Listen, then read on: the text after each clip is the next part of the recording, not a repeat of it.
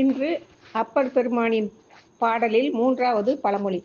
பெருகுவித்தேன் பாவத்தை பண்டெல்லாம் குண்டர்கள் தம் சொல்லே கேட்டு உருகுவித் என் உள்ளத்தின் உள்ளிருந்த கள்ளத்தை தள்ளி போக்கி அருகுவித்து பிணிகாட்டி ஆட்கொண்டு பிணிதீர்த்த ஆரூரர்தம் அருகிருக்கும் விதியின்றி அறமிருக்க மரம் விலைக்கு கொண்டவாறே. முன்னாளில் சமணர்களின் சொற்களை கேட்டு அவ்வழியே நடந்த நான் எனது பாவங்களை பெருக்கிக் கொண்டேன். ஆனால் ஆரூர் பெருமான் என் மேல் கருணை கொண்டு எனக்கு சூளை நோய் கொடுத்து எனது உள்ளத்தை உருக்கி எனது உள்ளத்தில் இருந்த கள்ளமானவை சைவ சமய எதிர்ப்பு கொள்கைகளை நீக்கி என்னை அவரின் அருகே வரவழைத்து எனது சூளை நோயினை தீர்த்தார்.